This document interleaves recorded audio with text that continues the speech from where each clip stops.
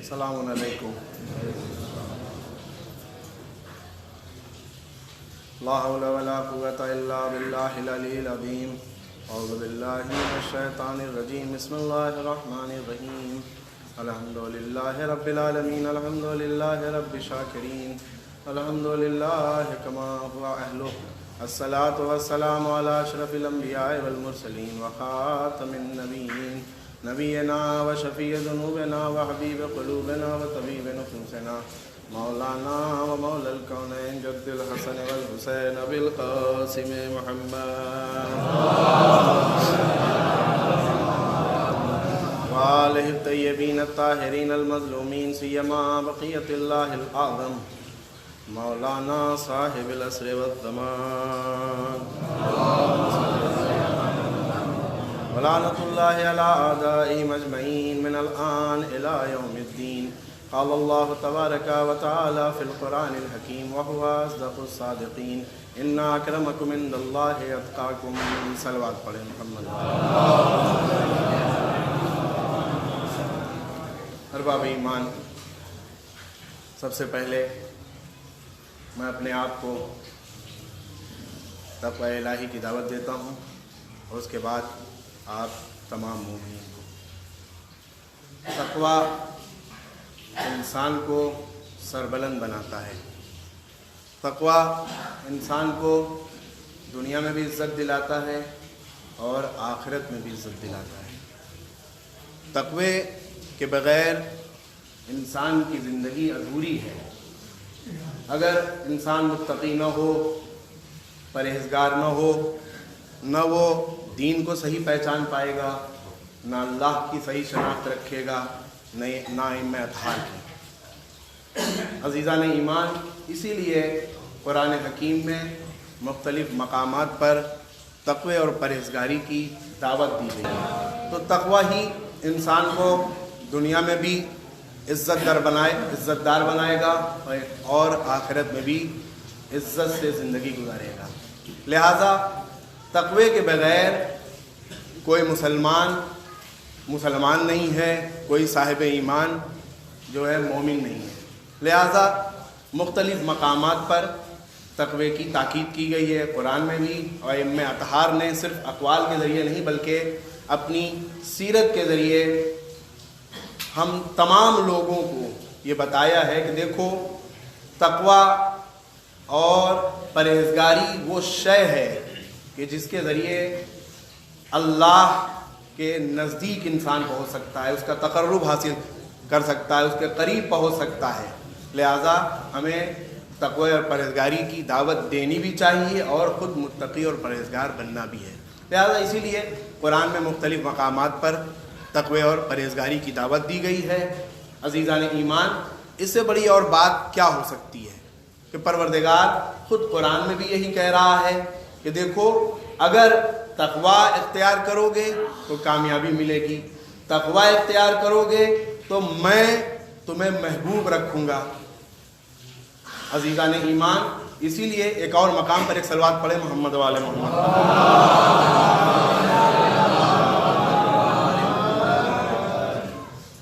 صرف ایسا نہیں ہے، دوسرے اعمال کے سلسلے سے بھی پروردگار کہہ رہا ہے کہ دیکھو، اگر تمہارے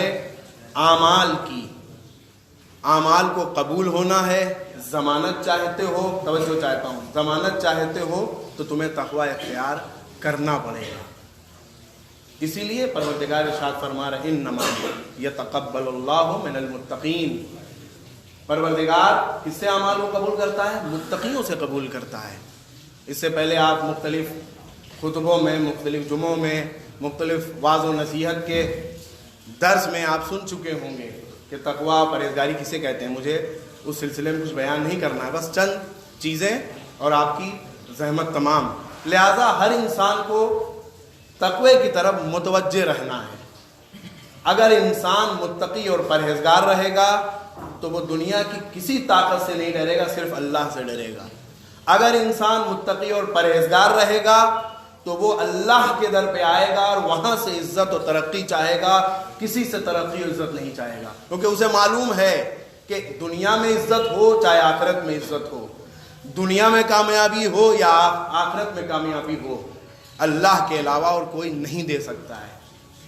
عزیزان ایمان، اسی لیے پروردگار ارشاد فرما رہا ہے ان اللہ یحب المتقین۔ کیا فرما رہا ہے؟ کسے چاہتا ہے پروردگار، کسے محبوب رکھتا ہے پروردگار؟ جو صاحب تقویٰ ہیں، جو پرہیزگار ہیں، جو پرہیزگاری سے کام لیتے ہیں، جو اللہ کے بتائے ہوئے راستے پر چلتے ہیں، واجبات پر عمل کرتے ہیں اور محرمات سے کوسوں دور رہتے ہیں۔ توجہ چاہتا ہوں، یہ تمام چیزیں ہیں، لہٰذا ہمیں اس طرف ہمیشہ متوجہ رہنا ہے۔ اگر انسان صاحب تقویٰ ہو گیا تو اسے ہر چیز نصیب ہو سکتی ہے، لیکن حقیقت یہ ہے کہ ہمیں ائمہ اطہار کی سیرت پہ چلنا ہوگا۔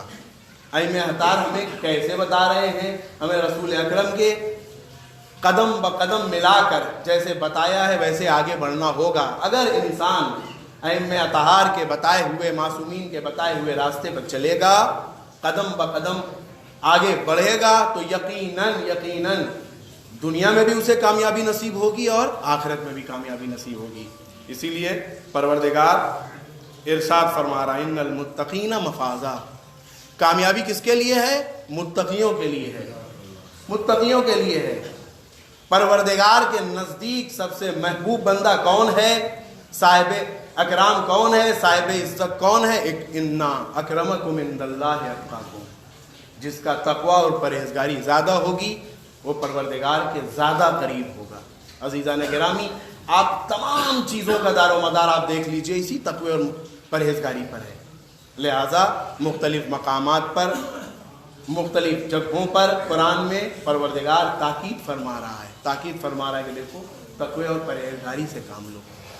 عزیزان ایمان، اگر انسان چاہتا ہے کہ اس کے ایمان کا درجہ اور بلند ہو، وہ چاہتا ہے کہ اللہ سے قریب ہو، وہ چاہتا ہے کہ ائمہ اطہار اور معصومین اس سے خوش ہوں، تو اسے اللہ کے بتائے ہوئے راستے پہ چلنا پڑے گا۔ عزیزوں، بے دینی کوئی چیز نہیں ہے، اس میں کوئی فائدہ نہیں ہے انسان کا۔ اب آپ سوچئے، اگر ایک ایک نعمت کی طرف انسان اگر متوجہ ہو جائے، ایک یہ تمام اعمال جو آپ انجام دیتے ہیں، یہ خدا کا واقعاً شکرانہ ہے، چاہے وہ جمعے کی شکل میں ہو، چاہے وہ نماز پنجگانہ ہو، یا دیگر اور اعمال جو آپ کے لیے چاہے واجب قرار دیے گئے ہوں، چاہے مستحب قرار دیے گئے ہوں، یہ تمام اللہ کا شکرانہ ہے۔ عزیزان ایمان، ہمیں پروردگار نے ایک دو نعمتیں نہیں عطا کی ہیں، ساری نعمت اس کی طرف سے ہے، ساری نعمتیں اس کی طرف سے ہے۔ اگر ہم 24 گھنٹے کے اندر 17 منٹ پروردگار کو نہیں دے سکے تو ہمارے اوپر واقع ہے۔ لیکن واقعاً جو لوگ متوجہ ہوتے ہیں، جن کو فکر ہوتی ہے کہ نہیں پروردگار نے ہمیں نعمت عطا کی ہے، ہمیں وجود عطا کیا ہے، ہمیں اور دیگر تمام چیزیں عطا کی ہیں، چاہے وہ مال ہو، چاہے وہ دولت ہو، چاہے وہ دیگر تمام چیزیں ہوں، کس کی طرف سے ہیں؟ پروردگار کی طرف سے ہیں۔ چاہے وہ عزت ہو، چاہے وہ کامیابی ہو، کچھ بھی ہو، ہمیں کہاں سے نصیب ہوئی؟ ہمیں کہاں سے ملی؟ پروردگار سے ملی۔ تو وہ اگر اتنا متوجہ ہو گیا تو وہ پروردگار کو کبھی فراموش نہیں کر سکتا ہے، کبھی بھی فراموش نہیں کرے گا۔ کہیں بھی رہے گا تو طے بات ہے نماز کو فراموش نہیں کرے گا، نماز پڑھے گا۔ کہیں بھی رہے گا، رمضان ہے تو روزہ رکھے گا۔ کہیں بھی رہے گا، نیک اعمال کا موقع آیا تو نیک اعمال کو انجام دیتا رہے گا۔ ایسا نہیں ہے کہ وہ دیکھے گا موقع اور نہیں، موقع محل جہاں بھی ہوا وہاں انجام دے گا۔ ایسا نہیں کہ صرف ایک مقام پر انجام دے گا، جہاں بھی اسے موقع ملا وہ انجام دے گا۔ نیک کاموں میں، عمل صالح میں پیش نظر آئے گا۔ متقیوں کی ایک پہچان یہ ہے کہ وہ کوئی کام کرتے بھی ہیں، توجہ چاہتا ہوں، کوئی کام کرتے بھی ہیں تو اس طرح کام کرتے ہیں، دکھاوے کا کام نہیں ہوتا ہے، کیونکہ انہیں معلوم ہے کہ ہم دکھاوے کے لیے کچھ کریں تو طے بات ہے دکھاوا کس کے لیے ہوتا ہے؟ انسان کے لیے ہوتا ہے۔ اسے معلوم ہے کہ اگر ہم جو بھی کام کر رہے ہیں پروردگار کے لیے کر رہے ہیں، اسے قبول کرنا ہے۔ دکھاوے کے لیے اگر کر رہے ہیں تو جسے دکھا رہے ہیں وہ اسے ثواب دے گا، پروردگار کیوں دے گا؟ تو لہذا وہ دکھاوے کے لیے نہیں کرے گا۔ اسی لیے مقدار کی قید نہیں ہے عمل صالح میں، نیک کاموں میں مقدار کی قید نہیں ہے کہ کہا گیا کہ نہیں آپ کی نیت خالص ہو نیک نیت ہو، اگر آپ پروردگار کے لیے انجام دے رہے ہیں، کوئی بھی کام ہو تو پروردگار اسے ضرور قبول کرے گا. کیوں؟ کیونکہ آپ نے پروردگار کے لیے انجام. لیکن اگر وہی ہوا معاذ اللہ، ایسا نہیں ہونا چاہیے ہمارے درمیان، اور نہ ہے انشاءاللہ، کہ اگر ہم نے کسی کے دکھاوے میں کچھ کیا اور یہ سوچ لیا کہ اچھا انہوں نے اس کام میں اتنا پیسہ لگایا ہے، ہم ان سے زیادہ پیسہ لگائیں گے، تو طے بات ہے کہ یہ کس کے لیے انجام دے رہا ہے؟ انسان اپنے خالق کے لیے نہیں بلکہ دکھاوے کے لیے انجام دے گا. پروردگار بھی کہے گا تم نے ہمارے لیے انجام نہیں دیا ہے. لہذا ہمیں اس طرف متوجہ رہنا چاہیے. ہمیں ہر نیک کام میں نیک نیتی سے کام لینا چاہیے. ہماری نیت اچھی رہنی چاہیے، اخلاص ہونا چاہیے، خلوص ہونا چاہیے، اور یقیناً جب یہ سب ہوگا تو پروردگار ہمارے اعمال کو قبول فرمائے گا. پروردگار ایک مرتبہ پھر تیری مقدس ذات کا واسطہ، تیرے بھیجے ہوئے تمام انبیاء کا واسطہ، ائمہ اطہار کا واسطہ، ہم سے بھول و چوک میں جو خطائیں ہو گئی ہماری خطاؤں کو معاف فرما. ہمارے خاندان، ہماری فیملی، ہمارے معاشرے، ہمارے بزنس، ہمارے کاروبار پر آنے والی تمام بلاؤں کو برطرف فرما. پروردگار جہاں جہاں بھی شیعان حیدر کرار ہیں ان کی جان، ان کی مال، ان کی ناموس کی حفاظت فرما. پروردگار ہمارے آخری امام کے ظہور میں تعجیل فرما.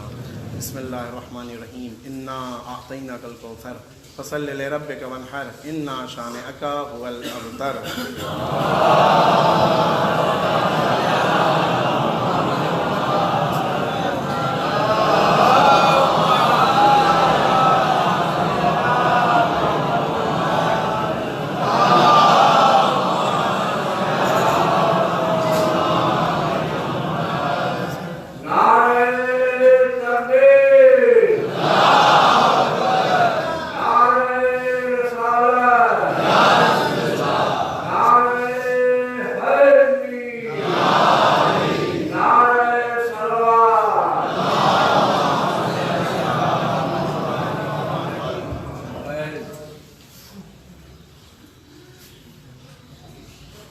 لا حول ولا قوة إلا بالله العلي العظيم. أعوذ بالله من الشيطان الرجيم. بسم الله الرحمن الرحيم.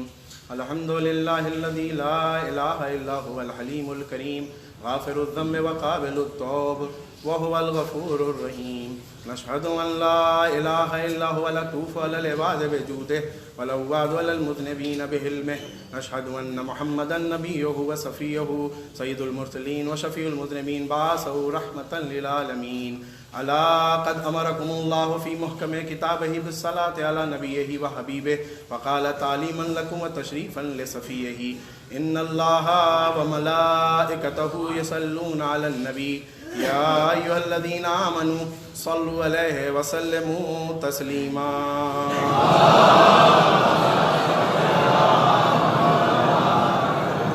اللهم صل على سيد المرسلين وخاتم النبيين أبي القاسم محمد وعلى إمام المسلمين قائد الغر المحجلين أمير المؤمنين علي بن أبي طالب وعلى سيدة نساء العالمين فاطمة بنت رسول الله صلوات الله عليها وعلى الحسن بن علي المجتبى والحسين الشهيد بكربلاء وعلي بن الحسين ومحمد بن علي وجعفر بن محمد وموسى بن جعفر وعلي بن موسى ومحمد بن علي وعلي بن محمد والحسن بن علي العسكري صلوات الله عليهم أجمعين. اللهم صل على مولانا صاحب العصر والزمان الأمان الأمان الأمان الغوث الغوث الغوث أدركنا أدركنا أدركنا ما هي آثار البدع طغيان خادم أبنية الشرك والنفاق قال اللہ تبارک و تعالی فی القرآن الحکیم وهو اصدق الصادقین هل يستوي الذین یعلمون والذین لا یعلمون. صلوات پڑھے محمد وعلی.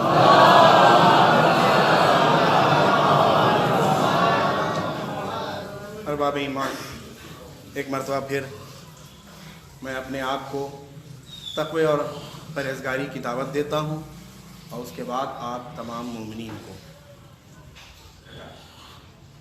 میں نے آپ کے سامنے جس آیہ کریمہ کی تلاوت کا شرف حاصل کیا، عزیزوں، اسی قرآن کی آیت ہے. پروردگار عالم ارشاد فرما رہا ہے، سوال کر رہا ہے، هل يستوي الذین یعلمون والذین لا یعلمون، کیا وہ لوگ کہ جو پڑھے لکھے ہیں اور جو لوگ پڑھے لکھے نہیں ہیں، کیا دونوں برابر ہیں؟ عزیزان ایمان، جس کے پاس بھی عقل ہوگی تو فوراً یہی جواب دیتا ہوا ملے گا کہ نہیں، جو لوگ پڑھے لکھے ہیں اور جو لوگ پڑھے لکھے نہیں ہیں دونوں برابر نہیں ہیں. دین اسلام علم کا دین ہے، جہالت کا دین نہیں ہے. اسلام چاہتا ہے انسان کو جہالت کی تاریکی سے نکال کر علم کی روشنی کی طرف لے آئے. اسی لیے آپ نے دیکھا ہوگا مختلف مقامات پر، میں قرآن کے علاوہ مختلف مقامات پر مختلف صورت میں رسول اکرم کا یہ تاکید اور ارشاد فرمایا ہے کہ دیکھو ہمیشہ تعلیم حاصل کرتے رہو، علم حاصل کرتے رہو، علم حاصل کرتے رہو، کیونکہ علم ایک ایسی چیز ہے جو انسان کو صاحب عزت بھی بناتی ہے اور اللہ سے نزدیک کرتی ہے.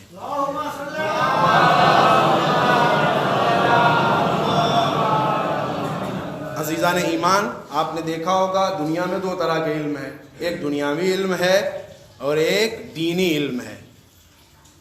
دینی علم بھی، دنیاوی علم بھی ضروری ہے، اور دینی علم کے بارے میں تو آپ بہتر جانتے ہیں، لیکن دونوں میں فرق ہے. دینی علم دنیاوی علم سے کہیں برتر اور بہتر ہے. عصری تعلیم جسے کہا جائے، دنیاوی تعلیم میں بہت زیادہ آپ کے یہیں کام آئے گی اور کہیں کام آنے والی نہیں ہے. توجہ کا تعلیم بس یہی کام آئے گی، آخرت میں عصری تعلیم کام آنے والی نہیں ہے. اگر عصری تعلیم کے ذریعے انسان ایک بلندی پر پہنچا ہے اور بے دین ہے، اسے دین کے بارے میں کچھ نہیں معلوم ہے، تو یہ سمجھ لیے کسی کام کا نہیں ہے. لہذا کیوں کہا جا رہا ہے کہ دینی تعلیم ہر اعتبار سے بلند ہے؟ کیونکہ دینی تعلیم انسان کو یہاں بھی صاحب عزت بناتی ہے اور آخرت میں بھی صاحب عزت بنائے گی. کیونکہ تمام چیزوں کا دار و مدار، چاہے وہ عزت کا دار و مدار ہو اور ذلت کا دار و مدار ہو، چاہے وہ کامیابی کا دار و مدار ہو یا ناکامی کا دار و مدار ہو، چاہے وہ پروردگار کے لیے، آپ دیکھا ہوگا نا، مومن خواہش ہوتی ہے کہ جنت میں جانا ہو، جب تک دینی تعلیم انسان نہیں حاصل کرے گا نہ جنت کو پہچان پائے گا، نہ اللہ کو پہچان پائے گا. توجہ چاہتا ہوں، نہ دین کو پہچان پائے گا، نہ علم اطہار کو پہچان پائے گا. لہٰذا ہمیں دنیاوی تعلیم کے ساتھ ساتھ علم دین پر خاص توجہ رکھنی ہے.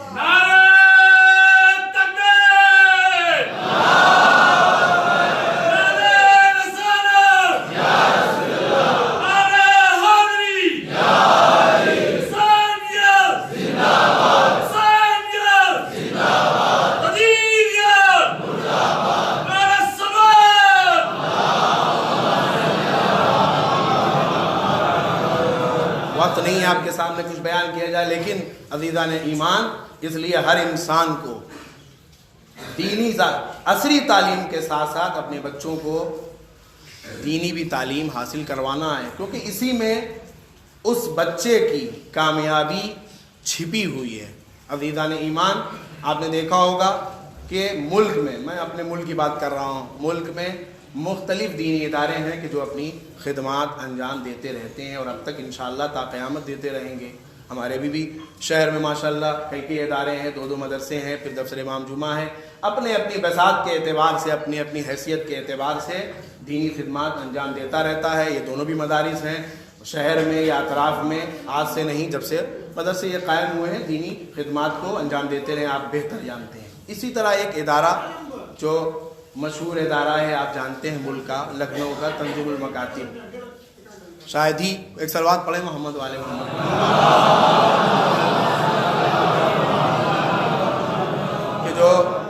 آپ جانتے ہیں ملک میں دینی خدمات انجام دے رہا ہے، اور آج سے نہیں، جب سے قائم ہوا ہے مسلسل دیتا چلا آ رہا ہے۔ اس کے بانی آپ جانتے ہیں مولانا غلام عسکری صاحب تابہ سرا تھے، اور اس کے بعد مرحلہ مولانا صفی حیدر تک پہنچا ہے۔ اللہ قبلہ کو سلامت رکھے اور دینی خدمات انجام اب تک دیتے چلے آ رہے ہیں، انشاءاللہ آئندہ بھی دیں گے۔ اسی سلسلے سے آپ کے سامنے بھی حاضر ہوں، میں دیکھا ہوگا آپ نے شہروں میں مختلف مقامات پہ گئے ہیں، تحریک، دینی تحریک جسے کہا ہے، دینی بیداری کی تحریک یہ لوگ مسلسل چلاتے ہیں۔ جیسے آپ نے دیکھا ہوگا آپ کے شہر میں بھی ہے، یہ لوگ بھی مختلف مقامات پر، مختلف قریہ کوچے گاؤں یہ لوگ جاتے ہیں، شہر میں جاتے ہیں، دین کے سلسلے سے انسان کو بیدار کرتے ہیں۔ اللہ ان لوگوں کو سلامت رکھے۔ آپ کے سامنے بھی حاضر ہوئے ہیں، انشاءاللہ مجھے معلوم ہے کہ مصروفیات آپ کی زیادہ ہے، سب کاروباری ہیں، سب سروس والے ہیں، لیکن اللہ کے لیے صرف چند منٹ، پروردگار کے لیے انشاءاللہ آپ کے یہ چند منٹ انشاءاللہ آپ کو ثواب عطا کرے گا، پروردگار بھی خوش ہوگا۔ انشاءاللہ نماز جمعے کے بعد یہ حاضر ہوں گے، چند عرائض آپ کے سامنے پیش کریں گے۔ پروردگار ایک مرتبہ پھر تیری مقدس ذات کا واسطہ، تیرے بھیجے ہوئے انبیاء کرام کا واسطہ، معصومین کے واسطہ، پروردگار ہمیں توفیق عطا کر کہ ہم دین کی خدمت ہمیشہ کرتے رہیں۔ پروردگار آپ جان رہے ہیں کہ جو وبا چل رہی ہے اس وقت، اس کی وجہ سے کاروبار متاثر ہیں، بزنس متاثر ہے، سروس متاثر ہے۔ پروردگار جو بھی پریشانی کاروبار پر، بزنس پر، سروس پر آ رہی، پروردگار جلد سے جلد تمام پریشانیوں کو ختم فرما۔ پروردگار ایک مرتبہ پھر یہ جو وبا چل رہی ہے، پروردگار جلد سے جلد تمام بشریت کو اس وبا سے نجات دلا۔ پروردگار بھول و چوک پہ ہم سے جو خطا ہو گئی، ہماری خطاؤں کو معاف فرما۔ پروردگار ہمارے آخری امام کے ظہور میں تعجیل فرما۔ بسم اللہ الرحمن الرحیم۔ قل هو اللہ احد اللہ الصمد لم یلد ولم یولد ولم یکن له کفوا احد۔